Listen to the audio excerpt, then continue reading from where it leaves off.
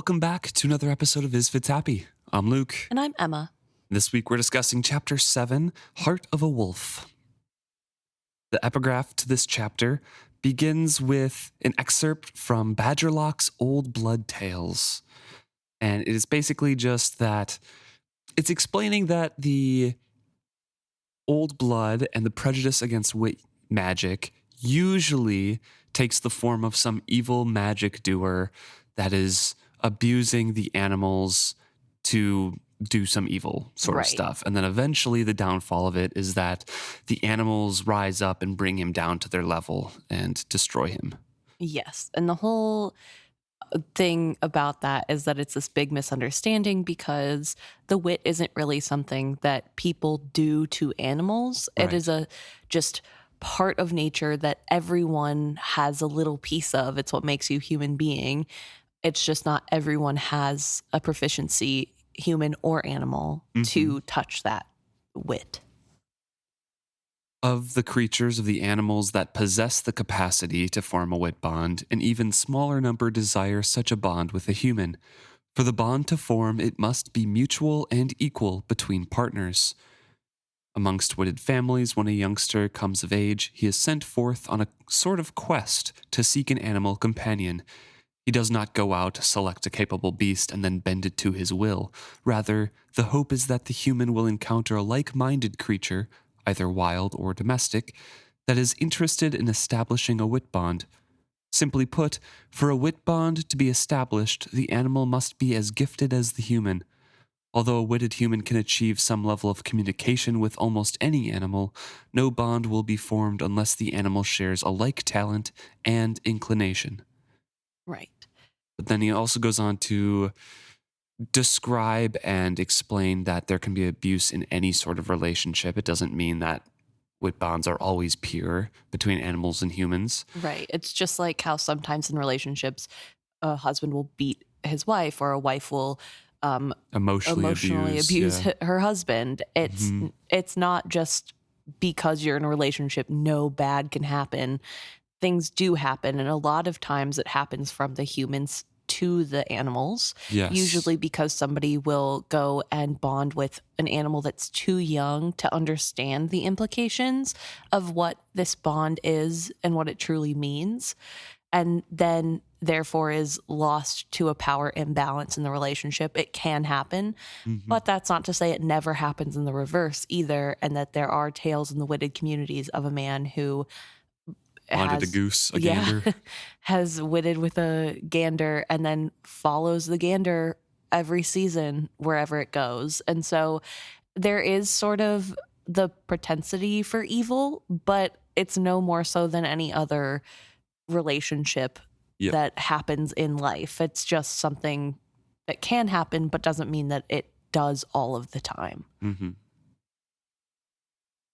So that's a pretty good explanation and kind of a lot more insight than we've gotten about wit people. And we know, since it's Badgerlock's Old Blood Tales, that's coming from Fitz. And so it's his experience with old blood people that he's getting this information. I also thought it was really important that it notes that bonding an animal too young for the animal is really dangerous, because we know that Fitz and Nighteyes bonded when Nighteyes was just a puppy, or a cub, I guess. And Fitz was also too young to really understand. And so in a way, they both have this sort of, it's not as bad because it's not like Fitz went in knowing what he was doing, but it does show sort of that danger of neither of them knew what they were doing. And so that's probably why they have such a intertwined relationship. And among other things. Yeah. Other things also help. But I think that that's a good hint that there is more that Fitz knows now that he didn't before. So it's the morning of the third day with the Fool visiting. And of course, the Fool's already up and about and doesn't show any evidence of the late night and the brandy that they had consumed. And Fitz is super jealous, which is super fair. Whenever you have a hangover and your friend doesn't from a night out, it does stink. Yeah. So he gets up to do some of the chores, and he's kind of looking over the land. And he feels as if someone had spoken the words aloud to me, and then he echoes them. Time for a change. A changing time, the wolf echoed me in return. That was not quite what I had said, but it felt truer. So he's stretching, he's looking at his hands. They're calloused and they look like a farmer's. They have little tracks of dirt in them. He hasn't shaved in a few days. He hasn't taken care of his appearance. And all of a sudden, he longs to break out of his life and become not Fitz as I had been, but Fitz as he might have been had I not died to the world. A strange shiver ran over me. I was reminded suddenly of a summer morning in my childhood when I had watched a butterfly twitch and tear its way out of its chrysalis. Had it felt so, as if the stillness and translucency that had wrapped and protected it had abruptly become too confining to bear? So again, this feeling of restlessness, this feeling of being confined kind of encroaches on Fitz. Right. And I found it really interesting that he says he felt as though someone said it to him and he echoed, it's time for change. And I'm just wondering, do you have any thoughts or theories on who might have said that? I don't even think anybody's actually saying it. So, Oh, okay. Do you? Well, I don't know. It feels like a thought that didn't come from him. And this is a little bit crackpot theory, kind of crazy tinfoil hat theory, but I know that later when he's in the skill, there's that like fatherly figure that comes to him Motherly and like says for things. him. Yeah, motherly. It comes to him and like helps him, and then later the dragons say that he's like already marked or whatever, and I'm wondering if it's that sort of like other being in the skill that's like reaching through him to be like, okay, enough, like you need to move on. And I think it again goes back to my theory about the world sort of having more agency, I guess. Yeah. And so, or the right path or whatever, trying to pull him along to be that sort of, what's it called? Catalyst? Yes, it's the catalyst in him that's pulling him towards what's next. Maybe not. Maybe it's nothing. Or maybe it's because he's slightly linked to the Fool and the Fool is thinking that. But who knows? I just thought it was weird that he feels as though somebody else is saying it. And now all of a sudden he's once again super uncomfortable in this life that has made him comfortable for so long. So he takes a deep breath, releases it, trying to ease the sudden discomfort and discontent that he has. And some of it disperses, not all of it, but some. A changing time, the wolf had said. So, what are we changing into then? You? I don't know. I know only that you change, and sometimes it frightens me. As for me, the change is simpler. I grow old. I glanced over at the wolf. So do I pointed out. No, you do not. You are aging, but you are not getting old as I am getting old. This is true and we both know it. There seemed little point in denying it. So, I challenged him, bravado masking my sudden uneasiness. So we approach a time of decision, and it should be something we decide, not something that we let happen to us. I think you should tell the Fool about our time among the old blood, not because he will or can decide for us, but because we both think better when we share thoughts with him. This was a carefully constructed thought from the wolf, an almost too human reasoning from the part of me that ran on 4 legs. I went down on one knee suddenly beside him and flung my arms around his neck. Frightened for no reason I dared name, I hugged him tight, as if I could pull him inside my chest and hold him there forever. He tolerated for a moment and then flung his head down and bucked clear of me. He leapt away from me and then stopped, shook himself all over to settle his rumpled coat, then stared out over the sea as if surveying new hunting terrain. I drew a breath and spoke. I'll tell him. Tonight. He gave me a glance over his shoulder, nose held low and eyes forward. His eyes were alight. A flash of his old mischief danced there. I know you will, little brother.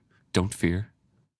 And then a leap of grace, he darts off into the wilderness, and Fitz can't follow him with his eyes, but he sends out a thought. My heart would always be able to find him, would always find a place where we still touched and merged. But Nighteyes makes no reply to it.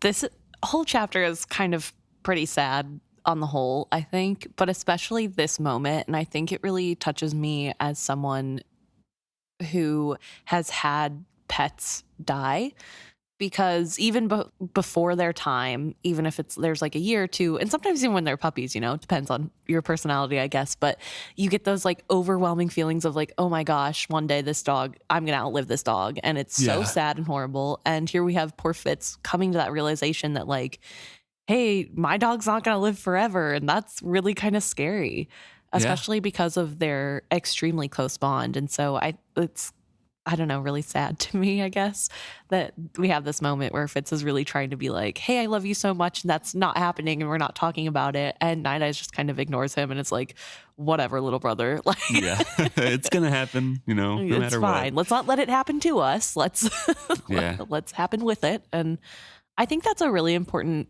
theme for Nighteyes and Fitz's sort of disagreements moving forward. Is Fitz is kind of the king of ignoring what's happening in favor of whatever he thinks is more important to focus on, whether that is just, I don't know, whatever upset him most recently or what somebody else is doing.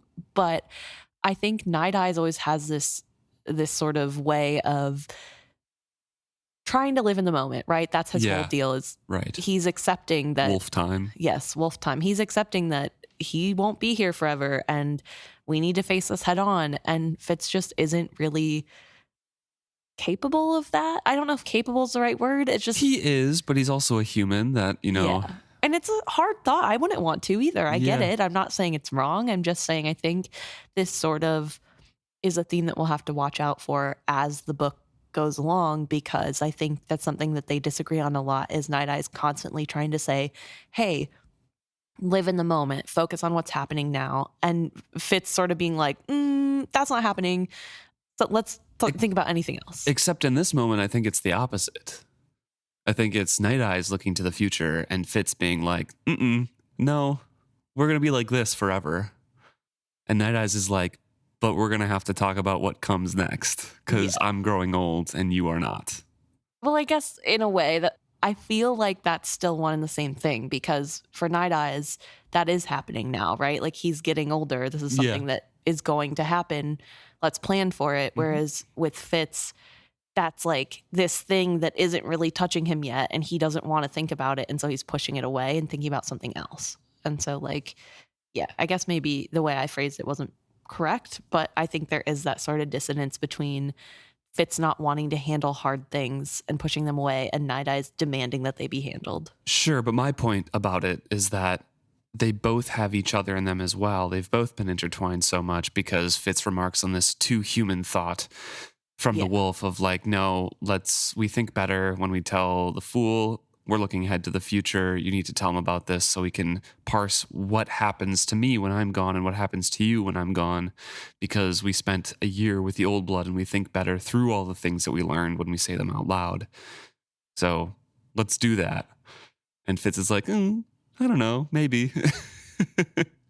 So that's my feeling, is just like they also have, traits of each other. I'm not denying and saying that your thought is wrong at all. I'm just that really shows the evidence of their mixing in this moment. Yeah, definitely. So Fitz spends the rest of the morning doing some chores in silence. He doesn't even realize that it's quite silent until the fool breaks that silence, saying, "It's pleasant here. I can see why you prefer it to buckkeep." And that is basically kind of the opposite of what Fitz has been thinking about how his valley and his little cottage and the little wherever he lives is so small and confining compared to who Fitz could have been.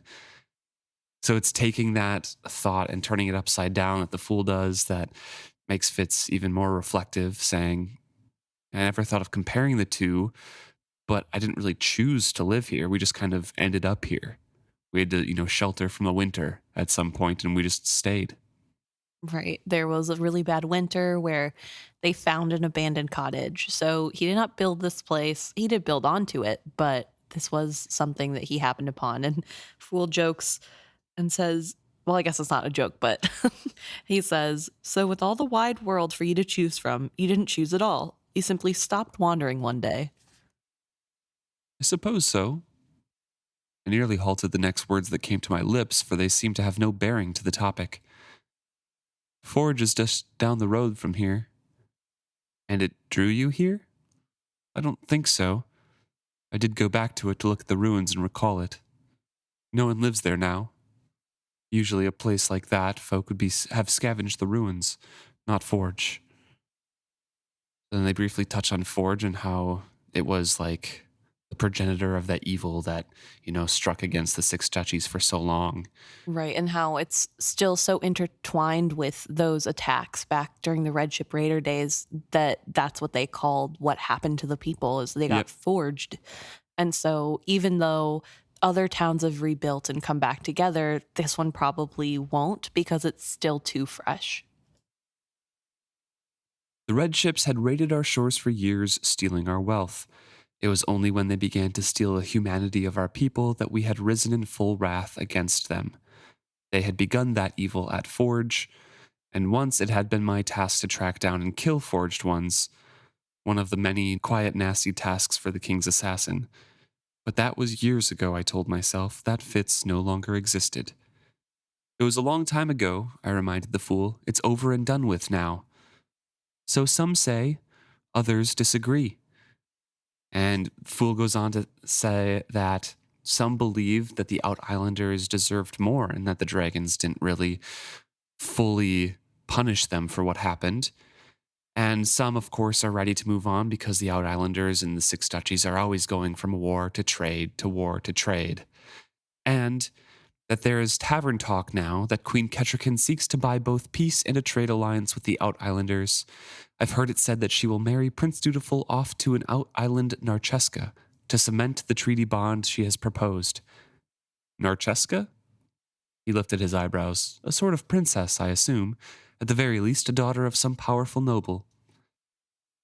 And Fitz is a little uncomfortable at Dutiful marrying off to some noble. Right. And yet remarks about it and relates it to the Mountain Kingdom with Verity and Kettrican. Yeah, that's what happened with Kettrican and Verity, and that was fine, and that's what's to be expected of nobles.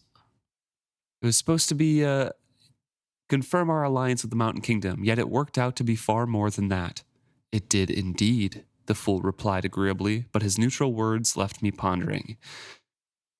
It did work out to be far more than that, because he's hinting that, there was about a bunch of mischief going on during that wedding as well. It wasn't just a cut and dry negotiation as it seemed on paper to everybody else. I wonder if Robin Hobb is dropping hints to what the errand is going to be in the future. No, definitely not. No, but this does get Fitz to thinking, and as he goes inside to clean up their bowls from breakfast, he is sort of reminiscing on his thoughts on how he doesn't really feel comfortable with Dutiful doing this, but also how is Dutiful feeling? And he's probably fine. He was raised by Kettrican, who believes that the rulers are for their people, that they're a sacrifice. And so he's probably super happy and just as willing as Kettrican was to marry Verity, which I underlined and said, ha ha, because if we all recall, Kettrican was not that excited to marry Verity, and she wasn't that excited to be sacrificed. She didn't. Well, no, I disagree with that part. She was totally fine with being sacrificed. She just wasn't personally excited about the marriage, but she was totally fine to do it for her people. I mean, I think she was honor bound to do it for her people. I don't think that made her happy to do it. She wasn't going to not do it. That's what I said. Yeah. But I'm trying to say, I don't think she was happy about it. She was a teenager being forced into a marriage with a guy she hadn't met and had been fed lies to by his brother. So sure, yeah. I think it's fair to say when she first meets Fitz in the delegation, she is not happy and not excited. I think she still was going to do it. There's no doubt in her mind she would do it. But I think Fitz rose color, looking at it with rose colored glasses, is sort of funny to be like, Yeah. it worked out great. Ketrigan was so happy. And also, Ketrigan wasn't really even that happy during the marriage most of the time. There was a short period of time where she was, for sure. But I think it's really funny for Fitz to be like, it's going to be fine. Ketrigan was fine. Yeah, Fitz says, no doubt he would accept it without question, just as Ketrigan had accepted her arranged marriage to Verity. And then he moves on to the water barrel, that it needs more water because the fool is so fastidious and uses 3 times the amount of water as any other man he knows. And so he says he's going to go fetch more. The fool says, I'll come along. Where's Nighteyes, by the way? It's stood up with the buckets, their weight balancing on one another. Oh, he likes to go off on his own sometimes. Then pain lanced through me. I dropped my brimming buckets and clutched at my throat for an instant before I realized the discomfort was not my own. The fool's gaze met mine, his golden skin gone sallow. I think he felt a shadow of my fear. I reached for Nighteyes, found him, and set off at a run. I find this really interesting because it does say Fool is like bending down doing something and then straightens and says, where is Nighteyes? And it's right before Fitz notices that he's choking. And so I'm wondering if that has anything to do with their sort of weird connection that the 3 of them have, that maybe there's like a hint, or is this something to do with a prophecy that he had that's coming true? Like, how does he know to ask about Nighteyes right then? Or what makes him ask about Nighteyes right then? Is it just chance or something more? In my head, it's just chance because it says he bends down to wash his hands and take a sip of water, and then when he straightens, he looks around and asks, where's Nighteyes? So I feel like maybe he's used to Nighteyes kind of shadowing or just being around. But it is right before Nighteyes starts choking, so I don't know. What do you think? I don't know. I feel like there's something more to it. I think especially because, spoiler alert for the end of this chapter, he's so upset and saying over and over how sorry he is to Fitz about constantly bringing him to the brink of death or whatever. I feel like this might have something to do with a random prophecy that he has, or like, prophecy isn't the right word, but it's like when some dream or foreboding or yeah, something. like something's going to happen and he knows it's going to happen. But he doesn't quite understand what it is. It's sort of just happening. That's kind of how I feel like this could be, but also I have no proof of that. So Yeah. just a thought I had with the coincidence of it all. So Fitz drops everything and takes off at a run, pulling his knife. The wolf could not breathe. His tortured gasping taunted my body's frantic gulping of air. He's kind of ready for anything when he reaches Nighteyes, but when he gets there, Nighteyes is writhing alone on the shore. With one paw, he was clawing at his mouth. His jaws were stretched wide. Half of a large fish lay on the pebbled shore beside him. He backed jerkily in circles, shaking his head from side to side, trying to dislodge what choked him. Threw myself to my knees beside him. Don't fight me, I begged him. But I do not think he could heed me. Red panic drenched his thoughts. I tried to put an arm around him to steady him, but he flung himself clear of me. He shook his head wildly, but could not clear his throat. I launched myself at him, throwing him to the ground. I landed on his ribs and inadvertently saved his life. The press of my body on his chest pushed the fish, clogging his throat, up his mouth. Heedless of his teeth, I reached into his mouth and clawed it free. I flung it from us. I felt him gasp in a breath. He staggered to his feet. I felt like I did not have the strength to stand. Choking on fish, I exclaimed shakily. I might have known. Teach you to be so greedy in your gulping. So he takes a breath, but his relief is short-lived. The wolf stood, took 2 staggering steps, and then collapsed brokenly to the ground. He was no longer choking, but pain blossomed heavily inside him. The fool rushes up, demanding what's wrong with him. What is it? Fitz has no time for him now, and he just scrabbles over to his companion and dives with the wit, trying to figure out what's going on. Nighteyes, my brother. I willed my strength to him and felt an unbelievable thing. He evaded me. He drew back from my reaching, refusing, as much as his weakness allowed him, the link that we shared so long. As he concealed his thoughts, I felt him slipping away from me into a grayness I could not penetrate. It was intolerable.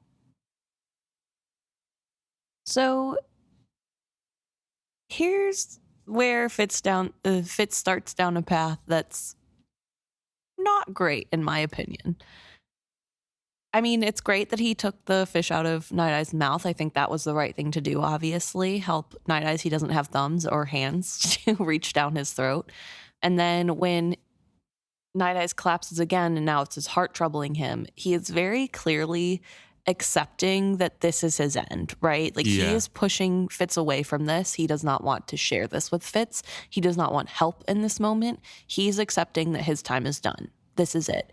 And then Fitz decides that actually that's not Nighteyes' choice to make. And so he, in desperation, reaches out and links with Nighteyes and with his skill as well as wit, and does something kind of crazy. Yeah, so like it all happens in a split second, and Fitz definitely oversteps the boundaries of their relationship. But at the same time, it's something that he doesn't understand, right? Because of that earlier conversation, because like you were saying, he doesn't want to think about the consequences of what Nighteyes is saying for the future and the life without Nighteyes. Fitz doesn't understand that Nighteyes has accepted that end. Yeah. He's just like, I don't understand what's happening. I just have to save him, right? He's not consciously thinking about anything because it's Fitz. Right. And again, I think this goes back to that whole premise of Nighteyes saying, hey, let's not let this be something that happens to us. Let's be prepared. And Fitz isn't prepared. And so, and I feel like I'm being really harsh.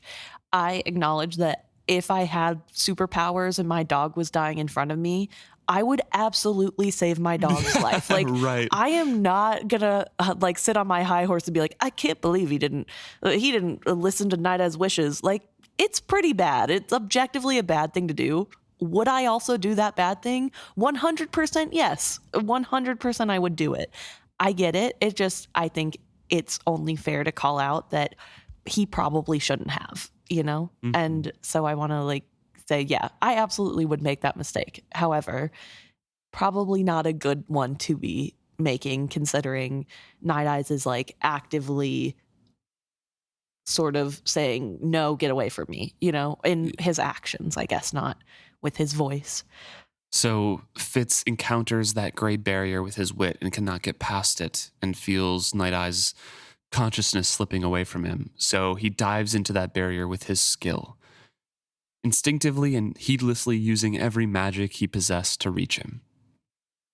And reach the wolf I did. I was suddenly with him, my consciousness meshed with his in a way I had never known before. His body was my own. So he talks about how they had shared a body a long time ago, but this is different. Now I had made his body my own, my human awareness overpowering his wolfness. I settled into him and forced calm upon his frenzied struggling. I ignored his distaste for what I did. It was necessary, I told him. If I did not do this, he would die. He stopped resisting me, but it was not concession. Instead, it was as if he disdainfully abandoned what I had taken from him. I would worry about it later. Offending him was the least of my concerns.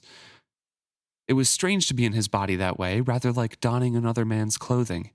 I was aware of every piece of him, nails to tail tip. Air poured strangely over my tongue, and even in my distress, the sense of my day spoke sharply to me. I could smell the sweat of my Fitz self nearby, and I was dimly aware of the fool crouching over that body, shaking it. I had no time for that now. I had discovered the source of this body's pain. It centered in my shuddering heart.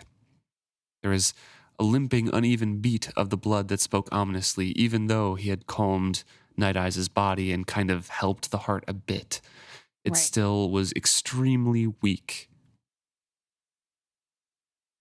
So he is looking at this body as an overview, and he says peering down the cellar is different than being in it. So all of a sudden, he was the heart. He was the heart of the wolf, and he helped it beat more steadily. And he talks about how when he's in this moment and doing these things. He is sort of seeing what's wrong with the wolf internally at the body's level Yeah. and reminding it what it's supposed to do. He's not making it do something crazy. It's just sort of the body is old and worn down. And so he's just reminding it how to repair itself again. Yes. And he's directing it. He sort of talks about how it's like building everything up again. And he's just directing it how to build. He senses that he constructed, or rather reconstructed, that which had become weakened.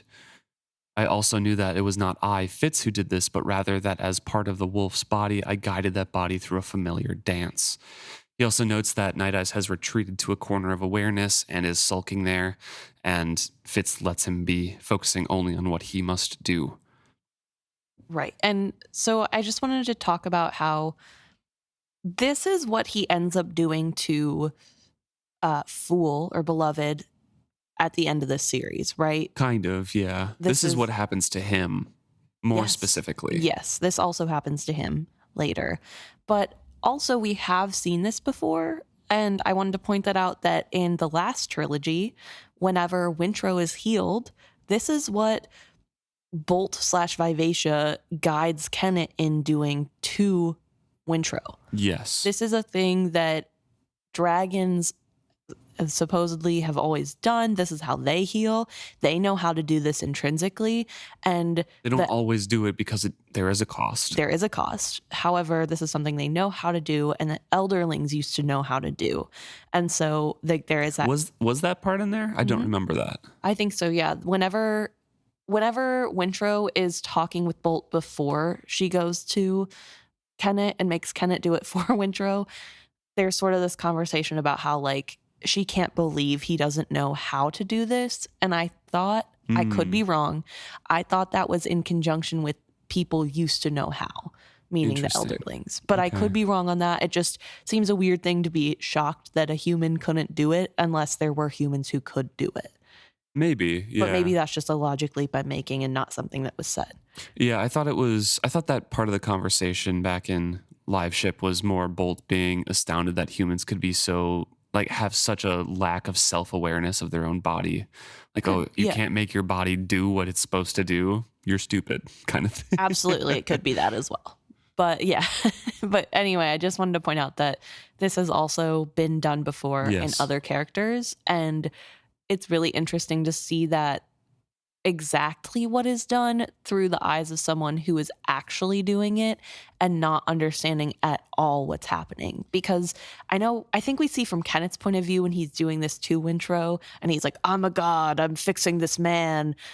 But like, he's kind of crazy and not, I guess nobody's a reliable narrator in this series, but I feel like he's focusing on things that are different than what Fitz is. And for Fitz, it feels like you get more of an understanding of how it's working. Yeah. Not just that it is working. Mm-hmm. Yeah. And with that cost being brought up, Fitz is trying to uneasily convince himself, like, no, I'm just trying to do, encourage the body to do its own work. But in the back of his mind, he knew that someone somewhere must pay for this. There must be a cost associated with it. When I felt the work was complete, I stepped back. I was the heart no longer, but felt with pride its new strength and steadiness. Yet with that awareness came a sudden jolt of fear. I was not in my own body. I had no idea what had been happening to my own body, all the while I had been within Nighteyes. I had no concept of how much time had passed. In perplexity, I reached for Nighteyes, but he held himself aloof from me. I only did this to help you, I protested. He kept his silence. I could not tell his thoughts clearly, but his emotions were plain.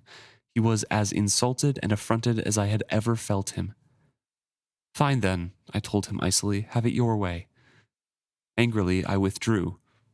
At least, he attempts to withdraw, but can't find any place to go. Right, and he now is panicking, right? Because he's been doing all this and helping his wolf and healing his wolf. However, his body is somewhere. How long has it been? And he Where can't get did back it to go? it. Yeah. How does he find it? He doesn't even know what he did to get here. Mm-hmm. How is he going to get back? And he's starting to panic a little. He says it reminds him of being within the Skill River, except this time, instead of being swept away anywhere, the only place he can anchor to is Nighteyes' body. Right. It's not the like separation of consciousness of who he is. He's tangled up in knowing who he is. He's just caught in the buoy of Nighteyes' body. I could hear the fool calling my name, but that did me no good, for I heard his voice with Nighteyes' ears. And that's what usually helps people in the skill get back to their body, is calling their name so they can recall, like, oh yeah, I am a person. I'll gather all of my people parts together. Yes, yeah, that's who I am. Let me do that. But that's not the problem this time. You see, the wolf observed woefully, see what you have done to us? I tried to warn you. I tried to keep you out. I can correct it, I asserted wildly. We both knew that I did not lie so much as frantically strive that my thought be true. And so Fitz divorces himself from Nighteyes' body. He separates himself out. He pulling his awareness free of his, but he's hanging there suspended. I did not know how to get back into my own body. Then I felt something, a tiny twitch, smaller than if somebody had plucked a thread from my shirt. It reached for me, crawling out to me from my true body. To clutch at it was like snatching after a sunbeam. I struggled wildly to grasp it, then subsided back into my formless self, feeling that my snatching at it had only dispersed that faint sending. I held my awareness still and small, waiting as a cat lurks beside a mouse hole. The twitching came again, faint as moonlight through leaves. I forced myself to keep still, forced calmness on myself as I allowed it to find me. Like fine gold thread, it touched me at last. It probed me, and when it was sure of me, it picked at me, pulling me unevenly toward itself. The tug was insistent, yet it had no more strength than a hair. I could do nothing to aid it without destroying it. Instead, I must hang suspended, fearing that the touch would break, as it drew me uncertainly away from the wolf and toward myself. Faster it drew me, and then suddenly I could flow of my own volition. And he's back in his own body. And he realizes how stiff and uncomfortable he is. His eyes have been open this whole time, and they're very dry, and his throat is dry, and everything hurts.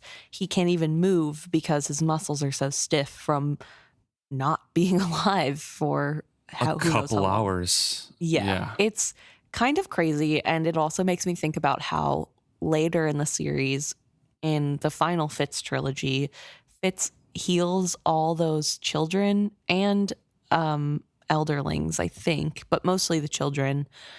And he doesn't leave his body that time. No. And so I'm really curious. We'll have to remember whenever the healing happens to Fitz and this happens to him, what happens that he learns to keep himself away from fully leaving his body.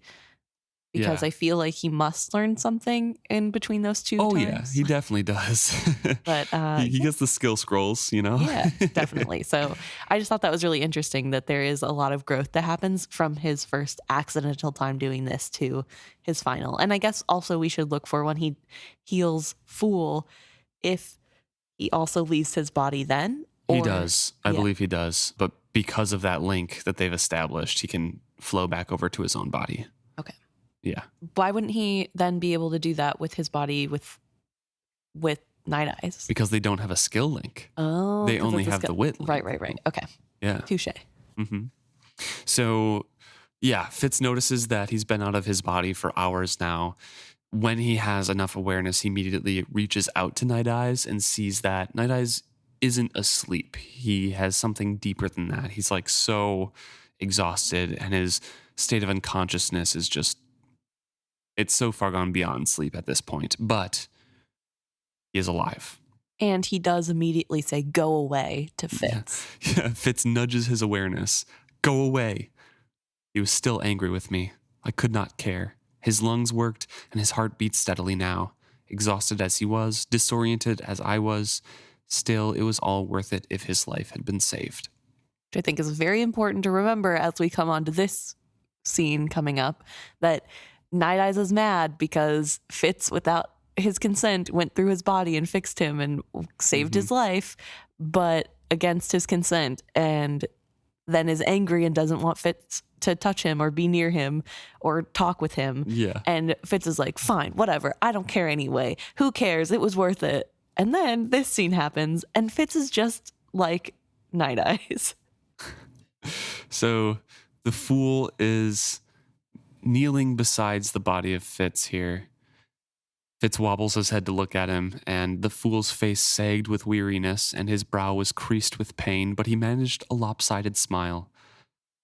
I did not know if I could do it, but it was the only thing I could think of to try.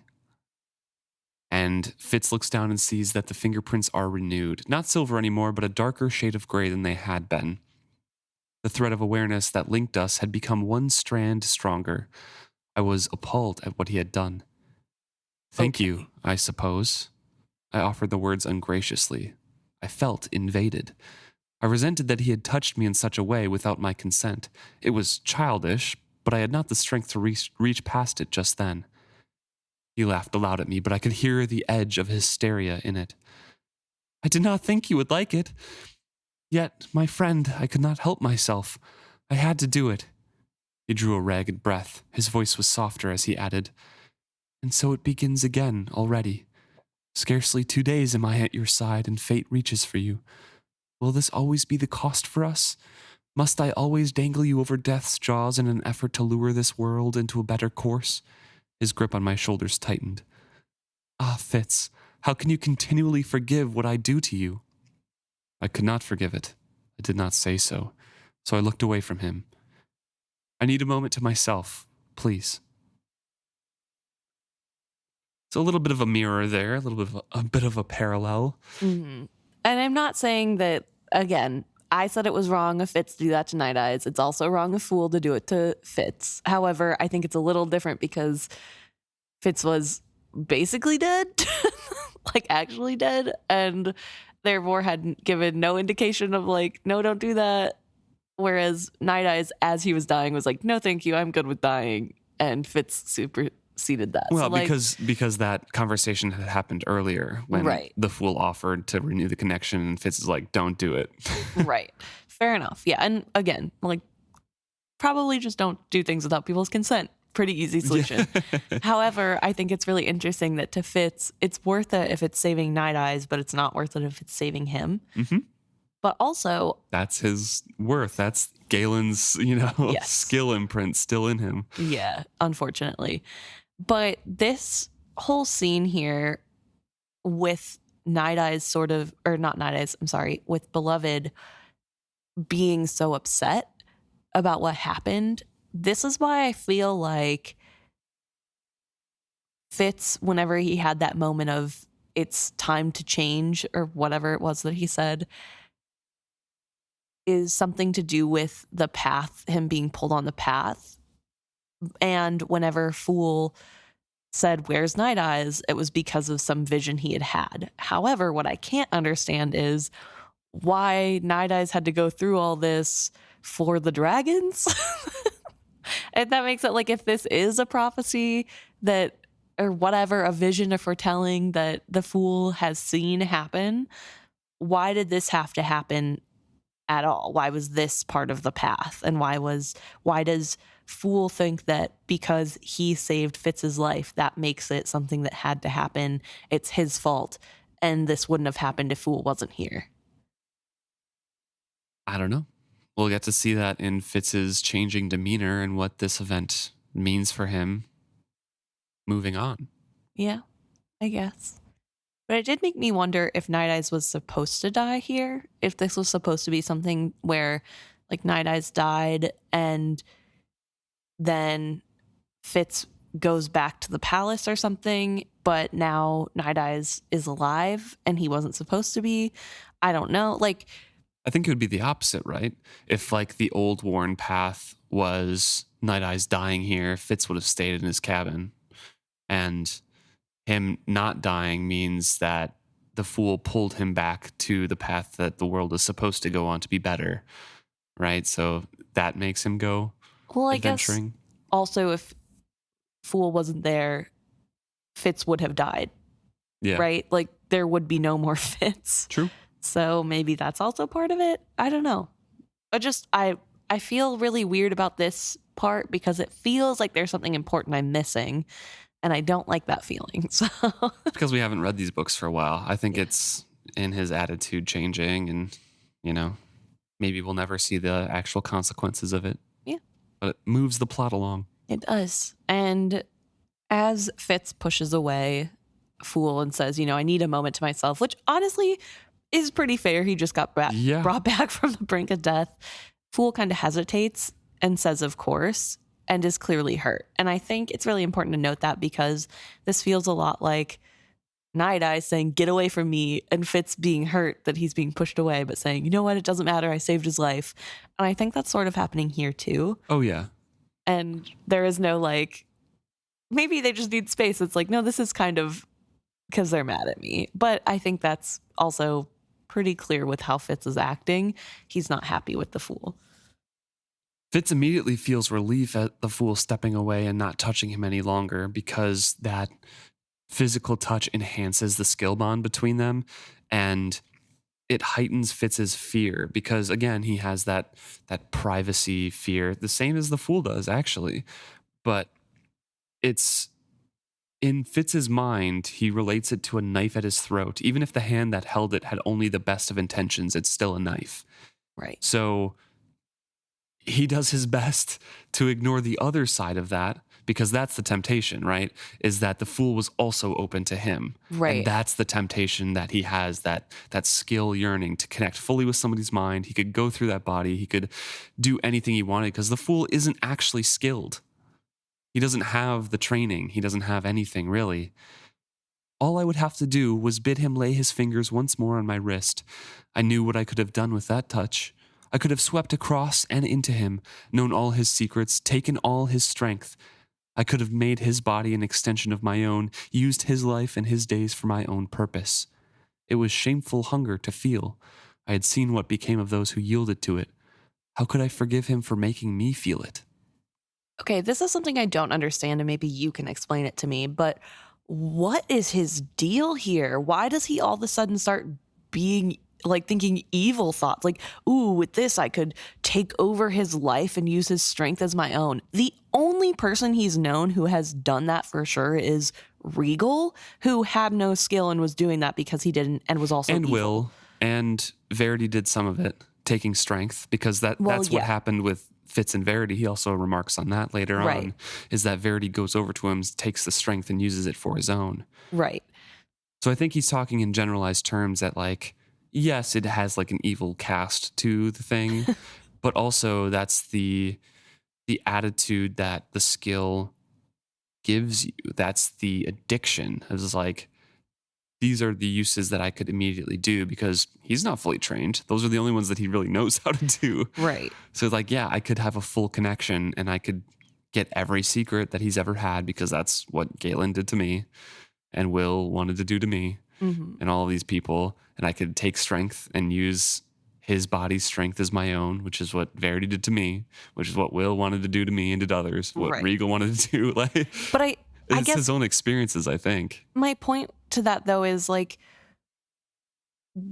why is that the first thing that comes to his mind and what he wants to do? I guess you're saying addiction, he just wants to keep using skill, and if he uses that strength, he can do that. And then he can also know everything about the Fool, which he's probably curious about. But that feels so antithetical to everything that Fitz is as a friend and person that it's odd to me that he's I can't be connected to Fool in that way because I will definitely misuse this. Because what do you mean? I don't think he's saying he's definitely going to misuse it. He's just saying remove all temptation because it is destroying me not to do this. And I won't do it, but also it's really tough not to resist.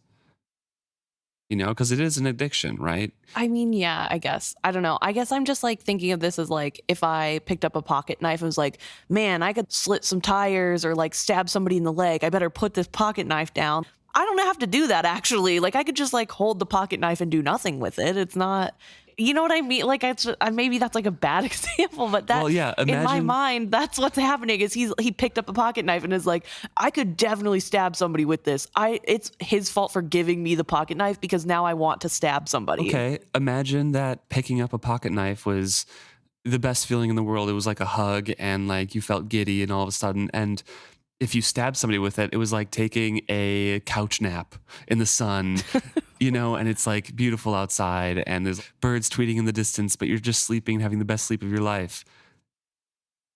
It's different feelings, right? It's I like guess, yeah. that sense of full connection with another person's mind is what he's yearning for. He has been alone since Verity died.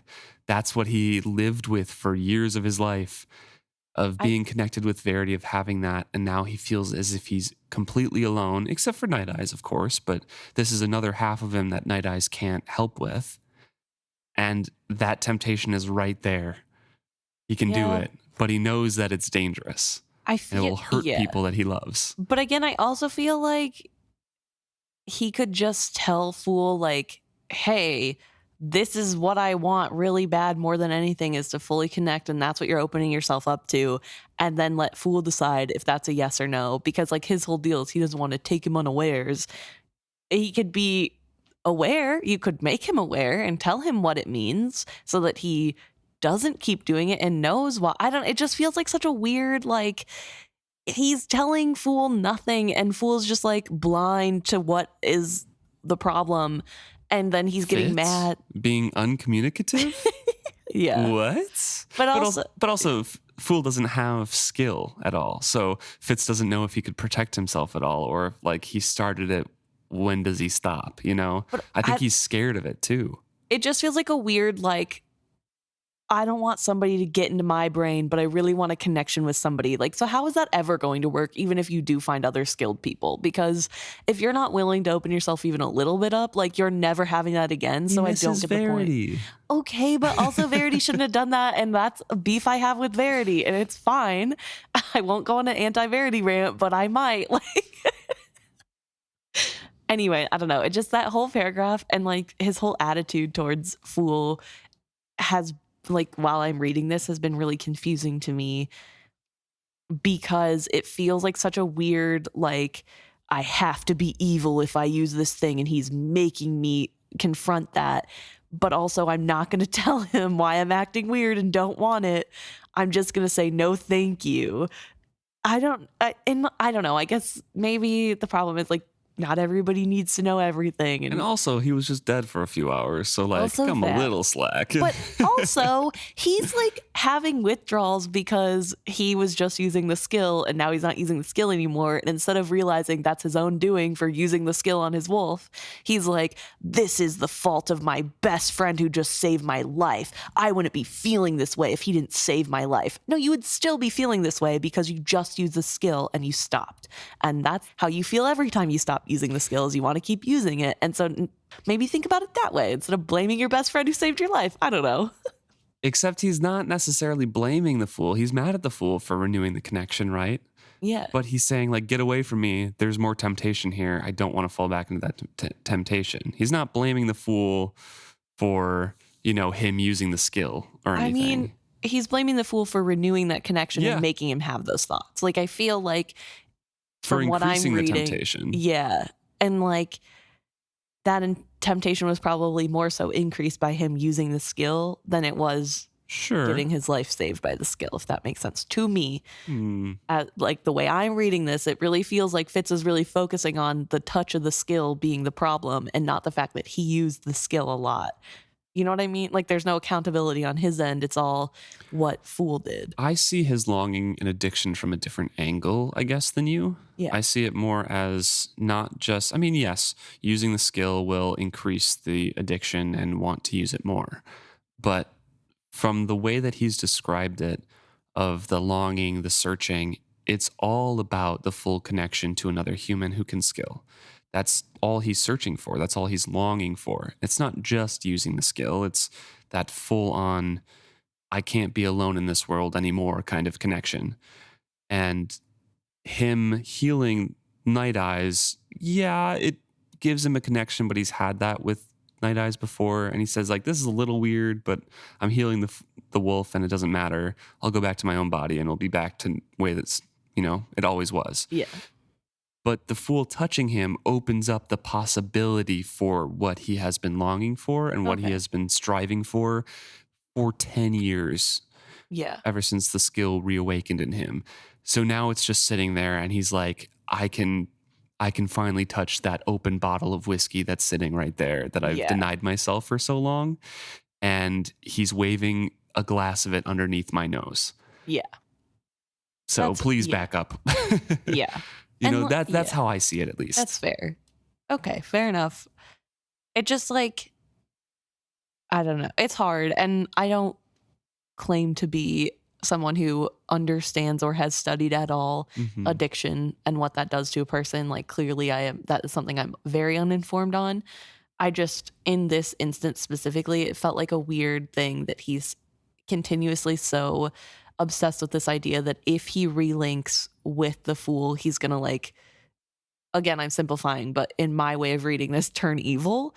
It just is a weird thought process to me, and I don't understand where it's coming from when, like, the only people he's seen take advantage, and I guess you're right, Verity did do it, right? Like, and he's not evil necessarily, and so maybe it is just a thing that, like, the addiction makes you feel like you have to do, and maybe that's a really hard thing to fight, even though you know it's wrong. I don't know. It just, like, felt really weird because it feels like something that, like, Verity doesn't have trouble pushing away, but we don't know that because we weren't in Verity's head, and maybe he did struggle just as much as this. I don't know. I don't want to compare problems between two people who had very tough lives. I just mean it to say, from what I've seen of what Verity has done with what he chose to do with the skill, to how Fitz is reacting to even having a chance to use the skill with somebody in a connected way, it just feels like a weird choice to me. But again, it's probably just the way I'm reading it and the way I don't One understand. had stunted training and one was trained by Solicity.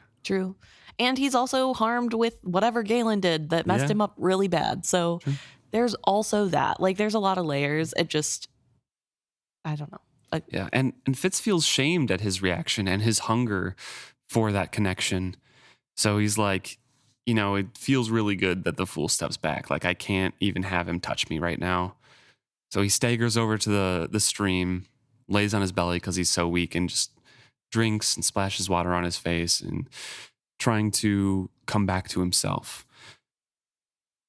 He looks over at the slack body of Nighteyes and then glances at the fool, and after he's had this time to come back to himself and kind of feel a little bit normal, slake his thirst, he's like, oh, the fool, without, any heed to his own safety, without skill of his own, followed me and used the skill to bring me back to my body. That is exhausting. So it does dispense and disperse some of his anger at the fool. They're just like having time to reflect on what's happened and saying, that's better. And the fool made no reply. So he brings water over to Nighteyes. Nighteyes makes some effort of rousing himself, and then Fitz makes another effort at the fool, saying thank you. So there's a little bit of reflection there. There's a little bit of thought after he kind of comes to himself. Right. Yeah. I'm definitely being a little harsh on Fitz. Like, he did just go through near-death experience. Like, obviously he's going to be a little cranky. It's fine. Yeah. He does note that that fool is clearly hurt. Like, he has hurt the fool. And so with his apology, he says, I know that you did what you did to save my life. Thank you. He saved both our lives. He spared us continuing in a way that would have destroyed us both. The wolf did not open his eyes, but his thought was strong with passion. However, what he did, was it worse than what you did to me? I had no answer for that. I could not be sorry that I had kept him alive, yet it was easier to speak to the fool than follow that thought. You saved both our lives. Somehow I had gone inside Nighteyes, with the skill, I think. And this is when he realizes that Chade had been telling him that there are ways to heal with the skill, and this must have been what he did. Like, he must have done that in some weird way. I had to try and save him, and I did help him, but then I could not find my way out of him. If you hadn't drawn me back, I let the words trail off. There's no quick way to explain what he had rescued us from.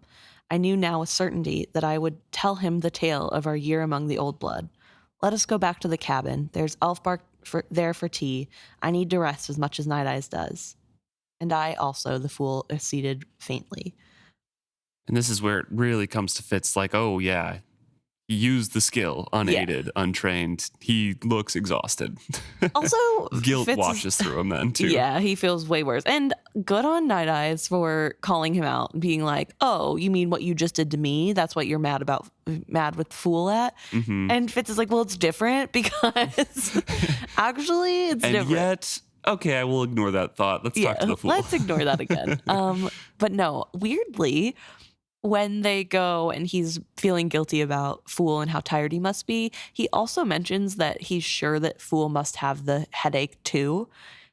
Fitz just thinks everybody gets a headache from skilling. Yeah. Which is weird to me because no one else has said they've gotten a headache except him. And we know, as rereaders who know what's happening, we know that part of that is because he got his skull fractured or whatever from Galen. Yeah.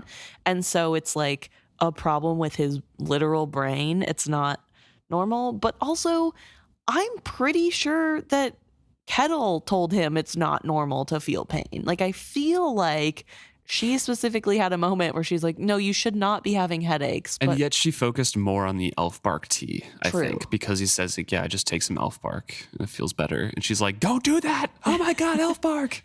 And I guess like Verity was taking elf bark, but I thought elf bark also supposed to give you like energy or something. It gives you energy, yeah, but it stunts skill. Right. So no, for sure, that part. But I thought that was why he was taking it, not because it helps with pain. It deadens pain and also helps give you energy.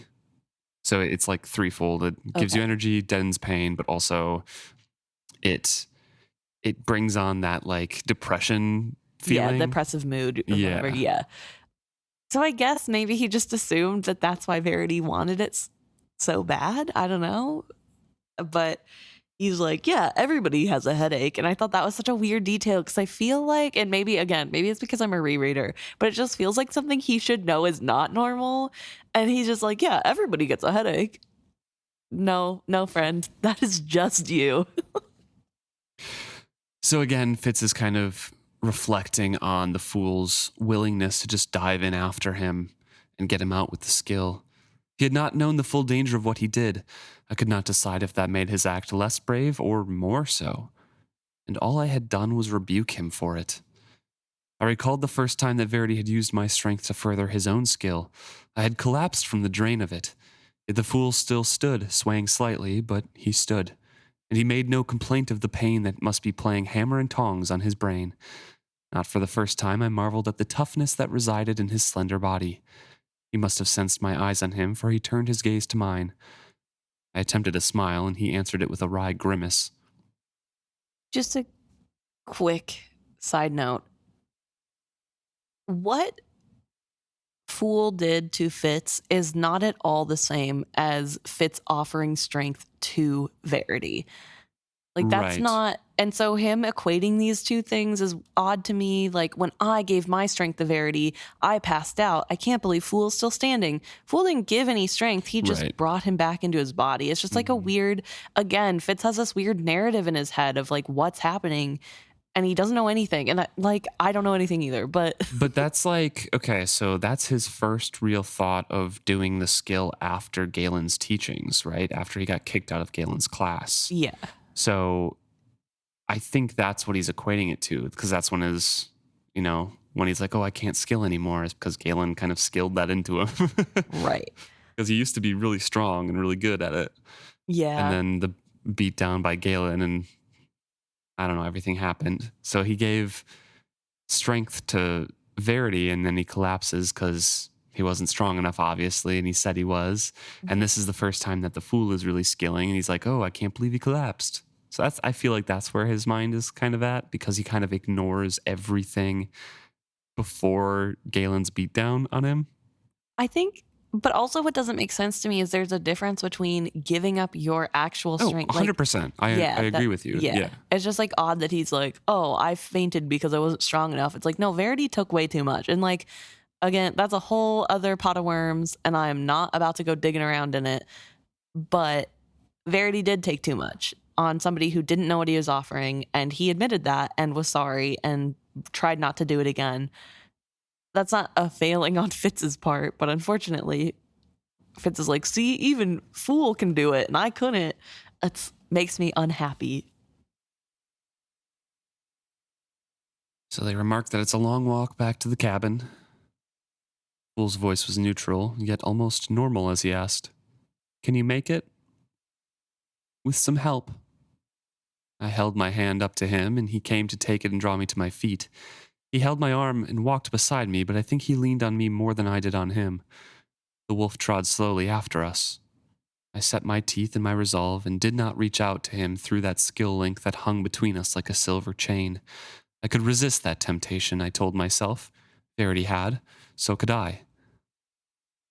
I don't, again, what is this like rewriting of history? What do you mean Verity resisted the temptation? No, he didn't. He rode in your head for like 4 years. Yeah, but he resisted the temptation to draw strength. That's what he's relating it to. Okay. After that first time, he said, like, I won't do that anymore. And even though Fitz offered him, he's like, no, like, don't offer me this. So yeah, I think he's like relating it to that. Okay. Well, it just felt like Verity didn't do this ever again. It's like, well, in a way, whatever. So the fool then relates the story of his point of view, saying that, like, I thought you were having a seizure at first, like you used to, because you just fell and you weren't breathing, except all of a sudden, once in a while, you would gasp in air. So I didn't know what to do. I could get no response from you. It was the only thing I could think of to do, to plunge in after you. His words horrified me. I was not sure that I wanted to know what my body did when I was out of it.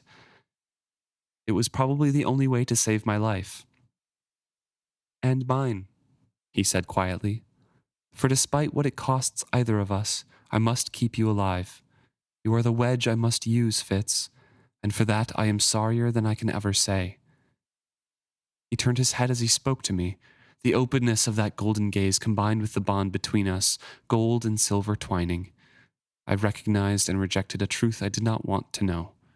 Behind us, the wolf paced slowly, his head hanging. End is of the that chapter. Truth that beloved loves him? I don't know. Is that what you think? Yeah. Because I feel like, and again, I could be wrong. It's been a while since I've read the chapter and we're not there yet. But I think whenever they have their whole blowout fight about him realizing Fool has a crush on him, I think there's mention of like, and the thing I refuse to acknowledge came back in full force, or like some such wording of like whatever. So I think it would make sense if he realizes. It's that gaze of like, I am truly sorry. I do love you so, so much, but I'm going to use you and you're going to be close to death a lot. Yeah. Yeah. I don't know. I think it's like the depth of care, but also I could see just anybody having depth of care and Fitz pushing that away. Not even necessarily romantic love, just like, true. Man, this guy really cares about me. No one can can't think about that. Yeah, no one can really love me that much. No, nobody. It's not possible. Except for my wolf. And he's mad at me right now, so a theory proved. Oh, Fitz. Is Fitz happy? No.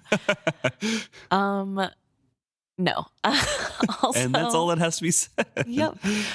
Also, I just wanted to quick back up and talk about how Fool specifically says here that when Fitz says, "You saved my life," Fool says, "And mine also." I thought that was really interesting because Fool thinks he's going to die at the end of this trilogy. Like, he's fully expecting he will not make it. So it's odd to me that he's like, I don't know if that's happening yet. Oh, okay. I don't know if he sees beyond, we need to save Dutiful first, because without Dutiful, that second part doesn't happen. So I think it might be an option, but I don't know if it's just the only path. But there's more chance of him dying if he doesn't save Fitz. That's interesting. I would assume so, yeah. Because, I mean, without, it also could just be like a, without you, I am lost as well. Because one, Beloved loves him. Yeah. Two, Fitz is the one to help him go to the big path, like Yeah. the good path. So without Fitz, his whole purpose is lost too. So it could Yeah. be, triple meaning. True. Interesting. I don't know. Yeah. Well, that's a toughie. Yeah. Oh, just predicting the end of Nighteyes. Yeah. Well, at least Nighteyes got extra time because he absolutely would not have had it without this healing.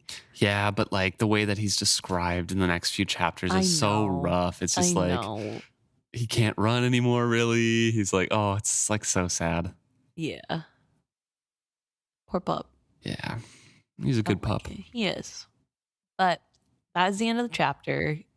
I feel like it's always so hard talking about Fitz with his addiction problems because I don't really know how to talk about it in an appropriate way. Like, I just hope for the best. So, like, you don't have a frame of reference, really? No. And it's not that it hasn't touched my family particularly. It just hasn't touched me specifically. And maybe there's something wrong with me. Sometimes I have a hard time conceptualizing things that I haven't personally gone through. Everybody has that, yeah. I think. There's something really wrong with me. I'm Fitz in a way. No. But I say that because I think it's important to acknowledge that, like, I don't know what I'm talking about. And so I hope that if there's people who are listening to us who know more or are dealing with or have dealt with can lend that sort some of thing, perspective. Yeah, please tell us your perspective. And as it relates to Fitz going through his withdrawals and things, yeah. Yeah, we'd love to get a different point of view. Mm-hmm.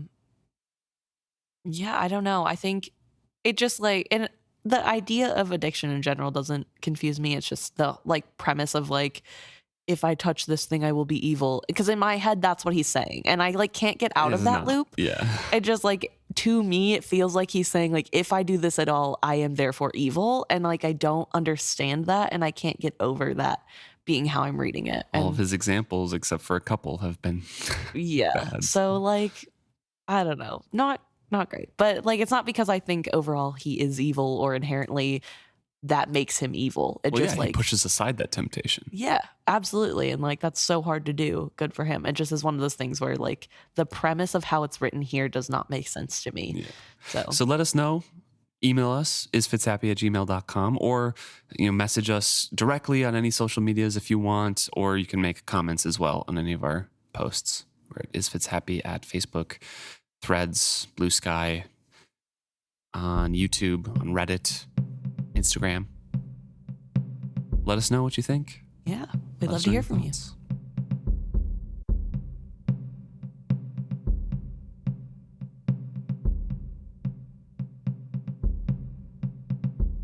Okay, now we're going to talk about some stuff that you guys brought to us, our favorite part of the podcast, obviously. And we're going to start with a message we got on Reddit. Yes. Before I dive into that, I do want to give a shout out to Neva, who so generously tipped us on Ko-fi. So thank you very much, Neva. We really appreciate the support, and we hope you enjoy. All right. So the message that we got on Reddit was from Blue Weasel, and they're currently talking about, this was couple weeks back, about the Starling episode, Partings, and our discussion on Starling's character and how she reacts to things. So mostly this is about how an explanation of what they're thinking Starling is going through. Right. So they always thought that Starling was pretty much a textbook narcissist, but it's generally overlooked because of her past trauma. It's obviously obvious that she initially latched onto Fitz for the name, and I think that the fool was correct at the time that he said that, but it evolved beyond that eventually, and as he settled down, she was going to him for an ego boost, basically. That was a good thing to go to and just be like, hey, I can go here and I am the light of his world. Yeah. So we kind of talked about that a little bit, and threw that around as well, so we agree there. But also, Blue Weasel goes on to say that that she enjoyed how little Fitz had in his life Mm-hmm. because it made her feel like she had so much more in comparison. So it's a little bit more of a cynical view on what she's doing there. Right, what Starling's doing there, yeah. Yeah. And then the second part of that is how Starling treats everyone like their feelings don't matter. Many people might say hurtful things when they're hurt, but most of them apologize when they calm down. Instead of doing that, she just fights with him again later and gaslights him into thinking that he did something wrong when she's upset that she thinks her husband is cheating on her.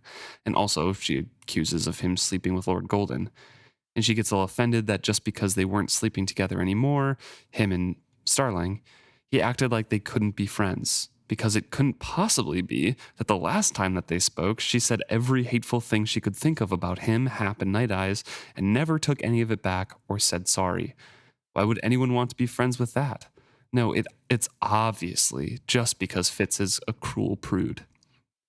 Yet at the end, the moment she's pregnant, she's suddenly like, nope, can't be friends with you. Oh, so now you decided to dedicate yourself to a husband like an actual wife? We can't be friends? Okay. So Blue Weasel finishes off saying like she always has to have her way. Every situation has to go by her whims and her thoughts. And she just doesn't have that empathy for other people in their situation. Yeah, I think that's a valid read of Starling. I don't know, it's hard. In some ways, I like Starling as a character, but she is really immature and doesn't really ever outgrow that. And she also is very hurtful when she's upset, which, Yeah. like Blue Weasel said, like people do that, right? Like it's a natural thing to say a mean thing when you get overly upset and you don't remove yourself from the situation. However, the normal thing to do as like a mature human being who has empathy is to apologize and acknowledge what you did wrong in that Right. instead of just, ignoring that you ever said it and getting mad that other people can't just get over it. So, yeah, I definitely understand the read. I don't know. I feel it's hard. I'm really conflicted about the whole thing because I do want to like give her the benefit of the doubt that she's not that bad, but she kind of is that bad, especially this trilogy. Yeah, I do. It is a more cynical read than we were giving her, I think. But we did throw around some of those ideas about her. But I Yeah. did forget that like her confrontation with him later on, saying that, oh yeah, I'm so mad at you saying that we can't be friends. You're acting like we can't be friends now that we stopped sleeping together. And then her being like, no, we can't be friends when she got pregnant. I forgot about that interaction. Yeah, it's not great. Not a good look. Yeah, it just brings out her more hypocritical side again. Yeah. So thanks for bringing that up. Yeah. Always good to think on and get more context into the conversation. Mm-hmm. We also had a message on Instagram from Dre talking about episode 253, the Fitz and the Fool reunion. And it, first of all, says, I hope your neck is feeling better. And it is a bit. So thank you very much. I'm not as old as I think, like Fitz here. Yes. I'm not Nighteyes on the Fitz. But Dre's saying that it got him thinking about the skill and the skill stream. I think to me, skilling is a gift, and the stream and the skill is kind of made of all the past skilled people, like a hive mind of some sort. So it gets stronger and stronger every time a skilled user passes away. And because it's kind of like that, it does have a direction or a will of its own. So it kind of plays into what you were thinking a little bit with its own theory on it. Yeah, I like the idea that when people dissolve into that skill stream, they're there influencing. I don't know if I agree with like completely with it being a hive mind, if only because we do get like specific voices sometimes. Yeah, it seems like there are individual voices that kind of speak out, but it's all in a collective of some sort. Yes. And I do like in general like the theory that like it is a big group and they all generally agree on the direction that things should go. I think that makes sense in a way because, the skill is this thing that a lot of people have gone into. I think also it opens you up to kind of this otherworldly knowledge every time Fitz gets lost in it. So clearly it does sort of know things. I think like it can take away, like give that hive mind sort of vibe, because I think if you knew everything in the universe and understood everything in a philosophical way that us mortals could not ever comprehend, that it makes sense that you would be able to be like, oh, this is not a good choice for the world. Let's try to steer it somewhere else. But also, I don't think it's fully hive mind, and that there are those individual voices that sometimes speak through because they know the person. So yeah, I like the idea though. Yeah, thank you very much, Dre. It's interesting. I'm still not convinced that that skill has a direction and a will of its own. Yeah. But they're interesting thoughts for sure. It's much more of a compelling than just saying that it has a will of its own. It gives it a bit of a reason why it might. That's cool.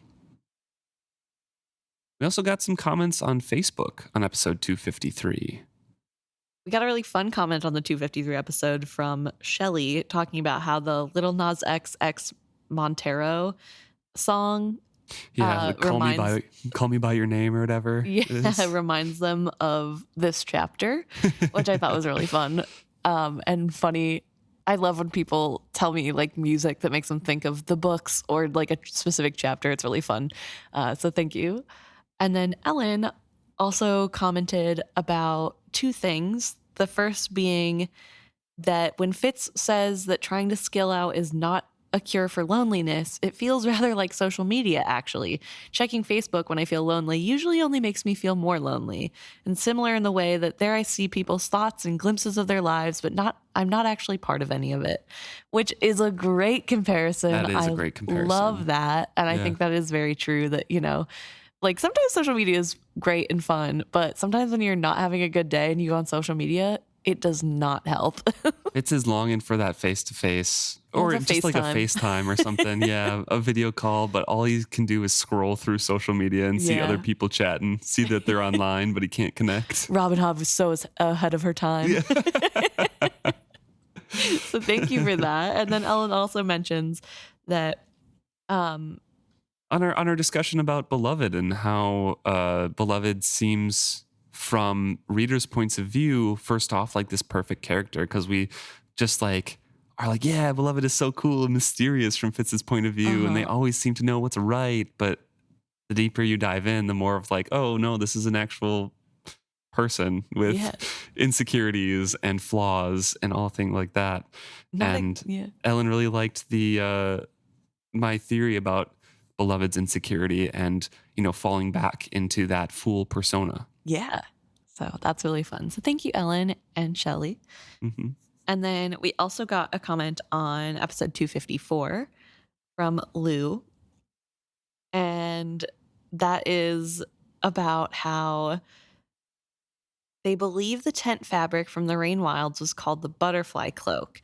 I do think it's the one Fool had in Fitz's cabin in this chapter, but I could be wrong in that. I do remember the tent being called butterfly cloak, though. So we'll have to keep an eye out for that as well, because it'd be interesting if it was just being wrapped around the wooden crown. Yeah, I feel like to me it wouldn't fully make sense, but also maybe it does. It's Fool, who knows how they operate. But yeah, also Lou made a comment of laughing with us, which a lot of you mentioned for last episode, that you all joined us in laughing at the beginning of the episode, which is really nice. And it's good to know that we can make you guys laugh, not just ourselves. Yeah, I debated about cutting that part out, so I appreciate that you guys liked it. All right. We had some other stuff too. We had an email about 254, I believe. Yes, from Jess. And this actually made me think of some theories for this episode. So I'll talk about what Jess says first and then get into it. But Jess said that they had just a thought about Fitz visiting Verity's stone dragon. Fitz has always loved Verity, but I wonder if part of the reason he goes is due to the skill command Verity put into him to follow Verity on the quest. Come to me, I think it was. Perhaps Fitz goes because he needs to know for certain that Verity isn't there or can't be reached, as this then frees Fitz to choose his own life and direction. That gave me the thought, what if this longing to connect and keep reaching out with the skill is because of that skill command. They'll come to me, skill command, Verity's not there anymore. But he didn't, I mean, that would have to mean that he accidentally burned it into Fitz. However, that isn't out of the realm of possibility. He's really tired. He's really low on energy. He could have accidentally done that. And I think it would make sense that Fitz then continuously feels this like overwhelming need to connect because he's looking specifically for that connection with Verity. And so maybe part of that whole feeling of like, I can't connect with anybody, it's because of that longing he's feeling, but also that longing is the skill direction Verity left. So I like the theory, but if the theory was true, I don't like what it would do to the rest of the narrative. In what way? Because if that was true, then one, that diminishes his addiction.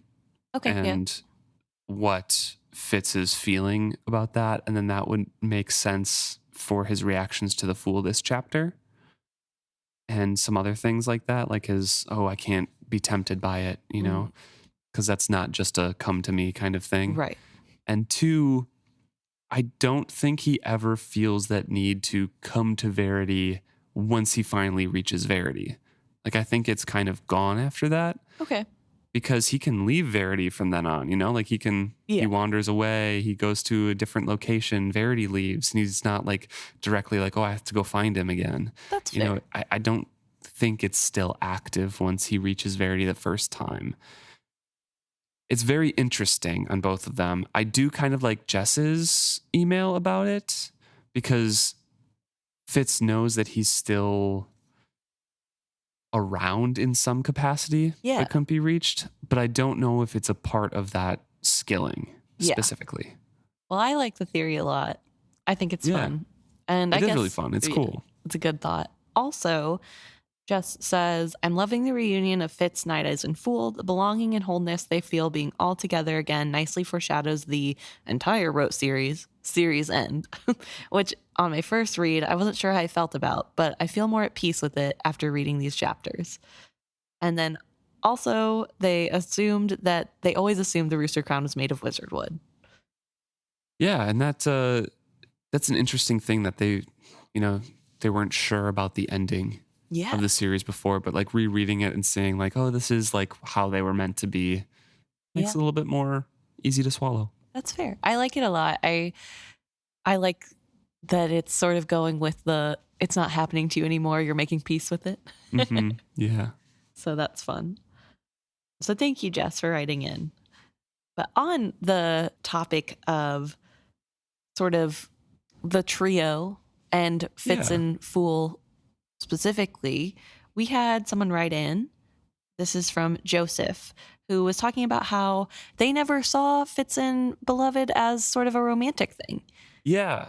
And Joseph kind of relates it to his own veteran status. Yeah. Of how there are some people that he was deployed with before that he probably would have a similar reaction to seeing after 15 years of not seeing them. He would be speechless and then struggling to keep tears out of his eyes because that's a long time. You go through a lot together during those events. So it just brings a different kind of perspective to that relationship.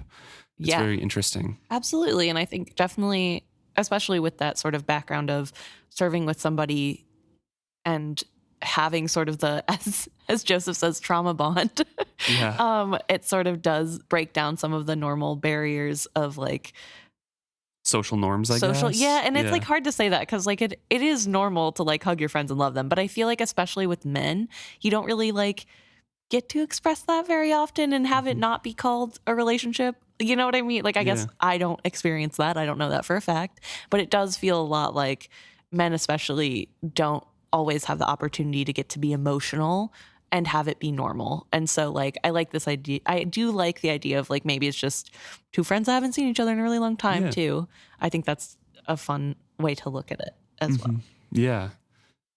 And Joseph also says that as for the descriptions of the Fool with feminine terms, Joseph thinks that it's also kind of split across masculine as well. We just expect the masculine ones, so we ignore those more so. Which is interesting because if Fitz is doing both, then he's also just being, I don't know. Like, that's how my friend looks. Yeah, that's just how my friend looks, I guess. Very interesting. Yeah. Joseph also has some other things to say, specifically about Fitz's isolation. And one is because of Nighteyes. He just wants to be with Nighteyes all the time and not have to worry about not being accepted, which I totally understand. And that does make a lot of sense. And it's a dimension that we don't really talk about very much. Yeah, that Fitz and Nighteyes can't really live well in Buckkeep society. Like, it's uneasy, even though, like, the folk in the woods have accepted Nighteyes as just a big dog. He's very clearly a wolf, and that's not really a normal creature to have at your side in a castle or just in town at all in general. So it occasion talk, especially in the Six Duchies. Yes. The other reason that Joseph wants to talk about the isolation is that he thinks that Fitz has a subconscious knowledge that he is the catalyst, like deep down. And so he wants to isolate himself and not affect the world around him. And he kind of likens that again to other veterans who have trouble reintegrating themselves into society. And you saying that makes sense, but I just want to talk about him not wanting to reintegrate into society, not just because of his catalyst status, but because of everything that he's gone through. Yeah. He would also find it difficult to go back to a village. You know, he does it here, but he's so lonely, you know, like he says, like, this is all I want. But also he's rusty on social, you know, on social interactions and things. And he's longing for Hap to come back because he's just the only human there, you know? Yeah. It's an interesting way to look at Fitz's isolation too. Yeah, definitely. And then also some other things that were brought up is sort of going back to the first trilogy, how Fitz's decisions are really interesting when you read them, right? Yeah, so it depends on when you read them. Yeah, Joseph talked about how I remember identifying with Fitz when I was 19 to 20. When I read it again in my early 30s, I was frustrated with Fitz. Now in my late 30s, I find myself frustrated with Chade and Shrewd. Fitz is 16 to 19 in Royal Assassin and Assassin's Quest. I expect teenagers to make emotionally charged decisions. I think he's trying his best, but he doesn't have the experience to handle everything he's tasked with without making mistakes. Fitz tried to tell Chade the truth about Regal, and Chade dismissed Fitz's concerns. Fitz is constantly told to do nothing while Regal obviously plots against them and tries several times to kill Fitz. Also, Chade should have prepared Fitz for relationships as an assassin. I love Chade, but as a mentor, he really dropped the ball. Yeah, I mean, that's also definitely true. It changes every time you read it, because like this time through, I was definitely a little frustrated with Fitz. I was also frustrated with the mentors, of course, because we're looking at the decisions that everyone is making around them. Right. But the first time through, I was like, yeah, Fitz wouldn't make these decisions myself all the time that he does, but like he is our protagonist. I'm with him all the way. So it changes definitely as you go. Yeah. I do kind of disagree about Chade preparing Fitz for relationships as an assassin, because Chade has been sequestered. Yeah, Chade. Like, I don't think he even thought about it, really. Chade has always been the assassin, right? Even when he was in public, like as like recognized. Yeah, he was in training. He was in training, right? So like, presumably he has experience with having relationships outside of. Chade's story is interesting though, because if he was always the assassin, then he was allowed to just leave the castle for years and then come back. But like his accident is because he's messing with potions, right? Like, so I don't know. It just has a weird, but Fitz was allowed to leave the castle and come back. He was on missions. Yeah, it wasn't on the surface. It seems like he was just allowed to leave. Yeah. He was not. So I don't know. I also like totally see Chade just being like, oh, that's not a thing real assassins worry about, because he's been in the wall for like 40 years and forgets what being young and having relationships is. I don't know. Yeah, definitely a lot of failure happening that's not just Fitz's fault. But also, Joseph says that they think that Fitz is way more capable than he gives himself credit for. Yeah, and the opposite of what we've been saying sometimes. Yeah, because I've been saying that I feel like he's not that great of an assassin, or I guess more so I'm saying he's maybe was once really good at the whole assassin game, the political intrigue, all the like other things that he had to do. However, I don't think he is anymore because he's really rusty and out of practice, and I don't think he ever gets back to as good as he was. But I also I wasn't fully convinced he was all that good to begin with. Yeah, I remember in the first trilogy, you're like, he's not really an assassin. No. He's not that. I not just good. like am not fully convinced. But Joseph makes a really compelling argument that Fitz probably just doesn't like being good at murdering people and spying. And so He he's always not going to. brushes over it in the Yeah. stories. And so I really like that explanation of like why it isn't touched on as much, because who would want to say that they're good at killing people, you know? Like, who would want to admit that they're good at being two-faced and sneaky, you know? So I guess I do like that explanation that he is good, he just hates it. Right. And also doesn't feel like he's good at anything, and so whatever. But I like that explanation a lot.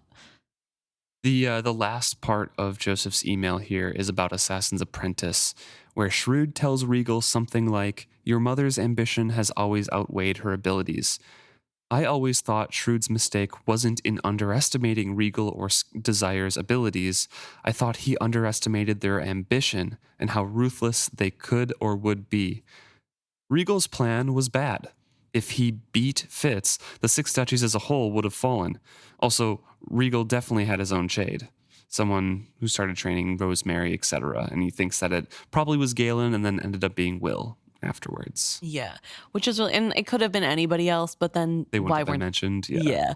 But I like that a lot. I think I haven't really spent much time thinking about Regal's shade.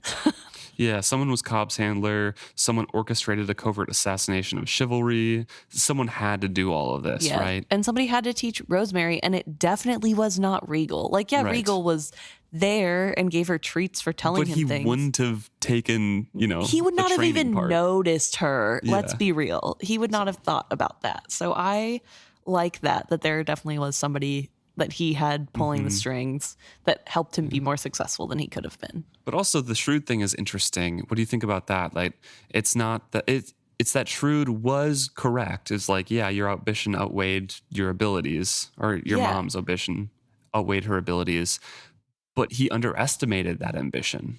I would agree with that. I think it's true, because I think the major downfall in most of the first trilogy is that Fitz is like, hey, this dude's going to kill me. And everybody's like, no, he would never go that far. Yeah. And then he does. And they're all like, what? Well, give him another chance. It was an accident. And then like he keeps like, he wouldn't do that because that's dumb. It wouldn't even help him. And then he does it because he doesn't understand how it wouldn't help him, you know? Like, I think that's true. The ambitions were stronger and nobody took it seriously. And I forever will not understand why he wasn't taken as seriously as he should have been. But we talked about it a bit. I mean, we have. But like, it just, So thank you, Joseph. It's a great email. Covered a lot of different topics, and we really appreciate you sending it. And your insights is really cool. Thank you. Mm-hmm. We also got a message from Simon about the necessity of dragons and how that discussion that we had of just kind of like, are dragons coming back a good thing? Are they obsolete? That sort of discussion that we had, and really appreciated that discussion and agrees with you. Yes, and that they are necessary because it does help with making humans less cruel, basically. Yeah, makes them less self-centered and checks their arrogance a bit. And Simon really believes that that's kind of the center of Hobb's writing, is that interconnectedness. And that's why it kind of focuses on trade networks and communications often. And that's kind of like always that like B plot everywhere throughout her whole series. Yeah. Because dragons force humans to be like, okay, we can't go this alone. We have to be connected. Yeah. And specifically, Simon says, for Hobb, everything is a network and individual subjects are only really successful to the extent to which they realize that and interact with the others in the interconnected, entangled, but not in a domineering way. Like, dragons force individual humans and different groups of humans to accept that they can't go it alone. And I think that's really important, that, there is that sort of theme of it doesn't matter. Like, if you think you're the center of the world, like Malta, Fitz sometimes, fool everybody, and you don't you do everything by yourself, it doesn't work. And then when you start relying on other people and like opening up, it sort of starts working better. And the more connections you have, the better it works in the long run. And Simon also makes mention that it's the same for dragons a bit, where, I mean, we know that they were beasts once upon a time, and then they came in contact with Elderlings, and they had the ability to speak, right? So, and now Simon brings up here that just as humans and the silver craving force dragons to realize that they can't go it alone, Rainwild chronicles the dragons have to realize they have to rely on their keepers. Yeah. They have to work together, and that kind of forces that togetherness once again. So, yeah, dragons are necessary. They check everything, but also everyone needs each other. Yeah, so thank you, Simon. I like that insight. And that you were agreeing with me.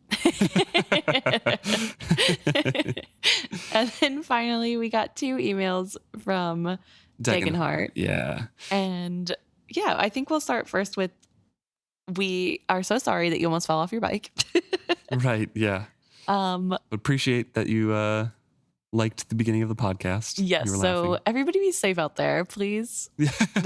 Please bike responsibly when you're listening to our podcast if we happen to be funny. But also has a comment on the dragons and the dinosaur comment that I had brought up too, like relating to that, you know, that the dinosaurs were made extinct through a natural disaster. And in the dragon's case, even ill-intentioned. I absolutely do not believe that they were abominations. Unbelievable dinosaur slander. And then also they agree with the fool. Humanity's arrogance needs to be controlled. Dragons are a perfect mirror to that. Also, there's a little bit of talk about Fitz's weird hang-ups on what makes someone a liar. Fitz has a whole sort of, I don't know, rundown on how everyone can be made a liar. Like if you write something down thinking you know the truth, years later you realize you're a liar because you didn't have all the details. Right, in that epigraph. Yes. Yeah. And so Dagenhart sort of says that this is a sad thing that Fitz thinks because it's just ignorance. It's not. Yeah, there's a difference. Yeah, there's a difference between maliciously telling something you know to not be true and fully believing the thing that you're saying is true. Right. Yeah. They're 2 very different things, and ignorance is not the same as malicious lying. And so it's not fair for Fitz, and also mentions that maybe that's just Fitz's way of making everything his fault. Yeah, exactly. And making himself retroactively a liar. And that's definitely true, I think, because in Fitz's head, I can just imagine like telling him this, and in that, you know, treatise or the scroll that he's writing down, he'd be like, but either way, intention doesn't matter if the facts are not true, or, you know, like either way, I'm a liar. Yeah. You just kind of dismiss it and be like, it doesn't matter what my intentions were. I was trying to write down a history and I didn't have all the facts. So this history is a lie. Yeah. Fitz. It's very Fitz. Yeah. And then finally, Dagenhart had found a take on Molly from Tumblr that they want our opinion on. Well, I want your opinion on this because this is a post. They copy and pasted a couple paragraphs here, and it's very anti-Molly. Yes, and it's from the Tumblr user Mother of Kavi.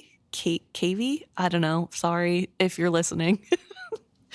But they posted about how, I guess I'll just read most of it. Low-key, Molly was always pretty controlling of Fitz. She didn't want anything in his life that wasn't her. It's because of her trauma, but it sucked for Fitz. He could have prioritized her more, but she always assumed the worst of him, even when there was so much out of his control. She kind of manipulated him several times, saying she was practically betrothed to him and roping in his mom to get her a job. She didn't even know his name. She broke up with him in the middle of war to test him. She assumes he would just come back to her, but Fitz basically decides he has nothing left to live for and kills Justin in the Great Hall. She does this multiple times, by the way. And then another paragraph says, also, I feel like Molly never even liked Fitz. She moved on so fast. Like a year is a big gap for a breakup, but I feel like it's not a very long time to mourn the young father of your daughter who was tragically tortured to death. She never seemed to care that much that he was dead anyway. She seemed shockingly unsympathetic to the fact that he was tortured to death. Truthfully, she only really started dating Fitz and later Burek for mostly economic reasons. Valid, but sad. Like when Molly dies, Fitz is just a hollowed out shade of a man. When Fitz dies, she is vaguely angry he didn't go after her when she dumped him, and everyone agrees with her, extremely trauma-informed take, that Fitz wronged her by dying. Also, he wasn't a liar, and Burek's takeaway from Fitz dying was that he should have beat him harder. Fool and Chade seemed to mourn him way more than Burek and Molly did. So that is from Tumblr. Yes. Yeah, it's from Tumblr. I disagree with a lot of the main points and just being wrong. Yeah, I feel like I don't want to make generalizations or assumptions, but this feels like it was a rant from someone who had not read the books recently. Yeah. This is just like how they remembered it. Yeah. Because I could be wrong. Yeah. I could be wrong. I definitely. But Molly doesn't go to Fitz's mom to get a job. She doesn't know that's his mom. She doesn't even know who Fitz is. And also, I'm pretty sure Fitz's mom gave her the job because she found out what Molly meant to Fitz. It wasn't because Molly was looking around for a boy that matched Fitz's description, and Patience is like, "I'll hire you." Yes, like I'm pretty sure. Like I don't think that was her going to his mom to get a job to weasel into the castle. All right, so that's one point. Yeah, so that's one point there that I really wanted to. I'm actually.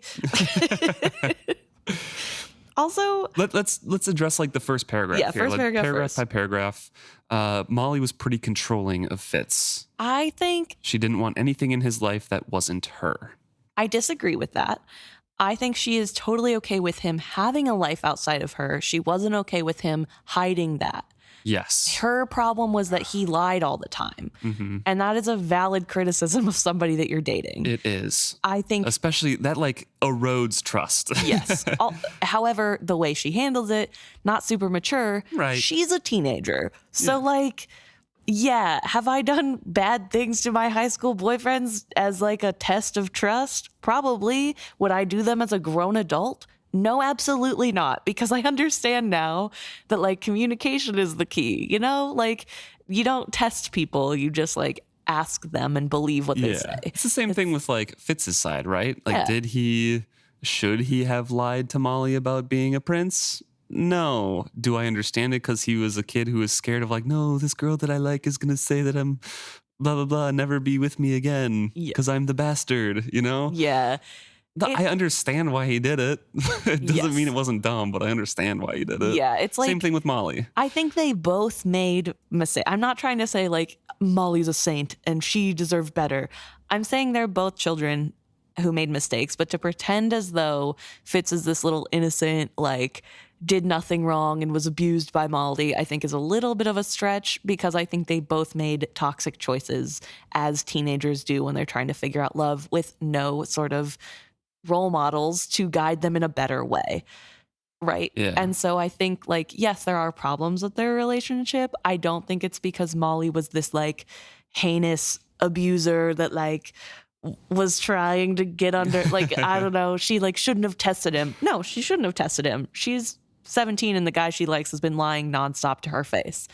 Provably. She was 20 and he was 17. Excuse me. Whatever, sorry. There's also the line at the end of the first paragraph. She broke up with him in the middle of the war to test him. She assumes he would just come back to her, but Fitz basically decides he has nothing left to live for and kills Justin in the Great Hall. She does this multiple times, by the way. That, you talked about the testing a little bit there, but that's out of order in my mind. From my memory, she breaks up with him because she doesn't want the back and forth and the lying of pick me or pick them, and he picks the crown and she says, okay, bye. Because I have a baby, we have to be together and this has to be your priority, which fair. Well, she doesn't tell him she's pregnant. Right, I know. Yeah. But that's her point of view, right? Is just and that's probably plays into this user's post of she doesn't want anything for him except her. Mm-hmm. But as somebody who newly found out that you were pregnant, you'd want your husband or the father of the baby to be all in on that. Yeah. And if they were only going to be half in on it, you'd be okay, I will do it on my own. Yeah. Because again, like the user says, that's kind of her trauma. Like, I don't want somebody just around and Right. not helping. And So that is, I think, a separate part to he basically just decides to go kill Justin in the middle of the Great Hall. Because that was when Trude died. yes. Also, Totally different. not Molly's fault either way. Yeah.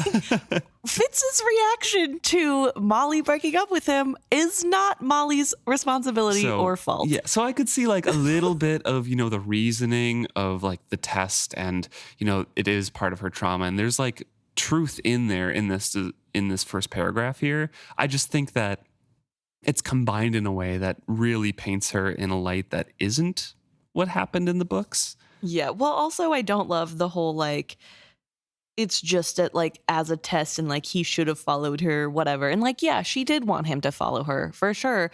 But she didn't then turn around and be like, ha, I knew it. It was a test, right? Mm-hmm. She was just going to never come back. Like, in a way, it's a test because she's like, if you really loved me, you'd come after me. And he failed by not coming after her. But also on the bigger whole, she wasn't kidding. She wasn't going to come back and say, and hold it over him. She was just done. Yeah. So I, in a way, it was a real breakup. It was an ultimatum. Yes. Which also not healthy or not good. Healthy. No. However, a little bit different than like, I'm testing you in the middle of a war that you're a part of. Because also, to Nolly's knowledge, which again, she doesn't know that he is participating in the war as far as we know. No. She knows that he's a soldier and he is going because they have time in between. She just doesn't know, to what extent. Yeah, exactly. But like, that's the other thing is we know Fitz has so many feelings for Molly, right? Like, we know he loves her. What does she know? What is he showing to her that says, I love you more than anything else? Because he keeps everything of what he is doing basically to himself and doesn't want to worry her. And he only comes and sees her at night after everybody else is asleep. Or in between his missions. Like, that's not like a healthy way to show you love somebody. And it makes sense that she doesn't trust that he does. And I think that's one thing that Molly haters, sorry about it, Molly haters don't understand that like, Fitz is also to blame for why their relationship doesn't work. Like, I love Fitz and I think he's a great guy. Did he make good decisions? No. And am I like mad about it? A little bit, but he was also a kid. So yeah, Multiple things can be Degenhart, true. Degenhart, thank you for posting this rage bait. We're really getting Emma going. The second paragraph here is about how the poster feels like Molly never even liked Fitz. She moved on so fast, and then like the mourning for him, and she got with Fitz and Burek for economic reasons. That's this paragraph. Fully disagree. Because if she was only with Fitz for economic reasons, as soon as she knew she was pregnant, she would have told him and told his mom and told everybody so that she could get economic benefits. If that was the reason, she would have done something about it. I think. Also, she wouldn't have come back and like gone seeking him out. Yeah. I mean. Also, it's not fair because Molly doesn't know that he was tortured, right? Like, when is she told that he died? I don't remember. Because when Burek finds her, he thinks Fitz is still alive. So I don't know if she knew that he died in the dungeons. And also, who knows what Regal told the people of what happened in the dungeons. And also, we only get glimpses of her and Burek's relationship through Fitz's skilling. Yeah. And that's 3 times, maybe 3 scenes over a year. Right. So it's like, we don't know her reaction. We don't know her grief. We don't know. Didn't seem to be doing well. You know what I mean? Like, I don't think she was just like happy-go-lucky. But also, I think it's really practical to understand that Burek did love her and did develop feelings. And like, he was and there. She developed feelings for him too. And he was there and he protected her and he told her the truth and was like helped her. And like, sure, in some ways it is didn't that expect stability. Anything. Yeah, he didn't expect anything back. And yes, maybe that stability is what attracted her at first, but I think it is a love that grew. I think that 100%. We talked about that, and the Six Duchies has talked about that by sometimes marriage is just like, hey, we can do this better together. Yeah. And we'll do it, and then maybe love grows, maybe it doesn't. Sometimes there's love to start out with, but not always. And I think that's really important. So this whole like take of like, oh, she's so callous and Burek's callous and thinking he should have beat the boy more.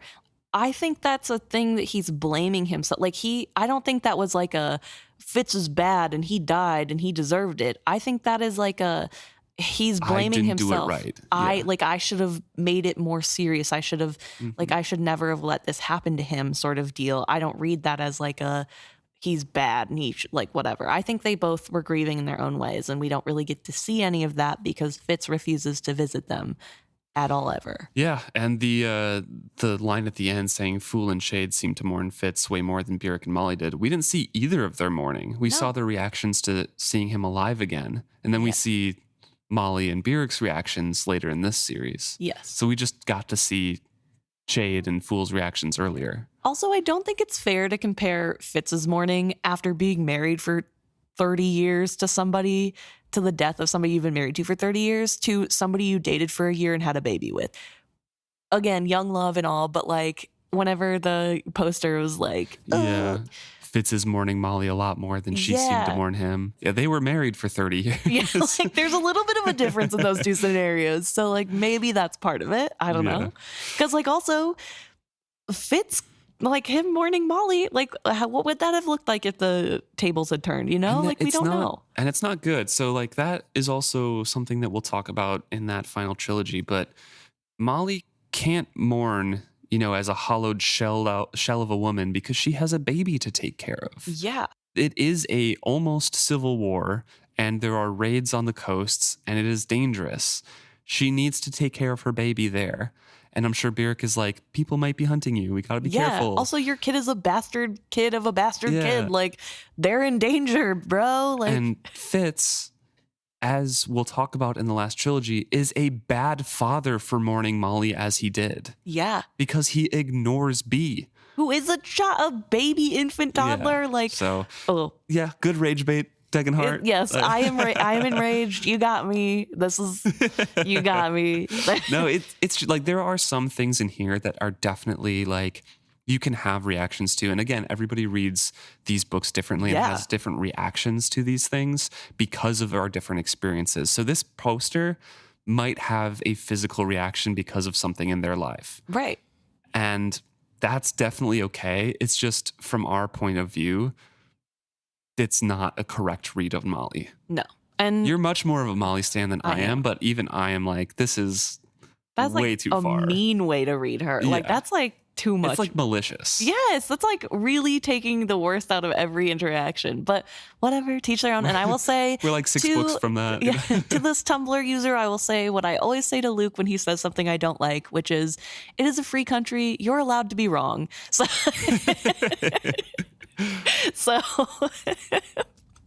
So thank you very much. Everybody's allowed their own opinions. It's fine. Thank you all for writing in. Thank you for the rage bait. Thank you everyone for your kindness and for joining us every week. And we will see you next week.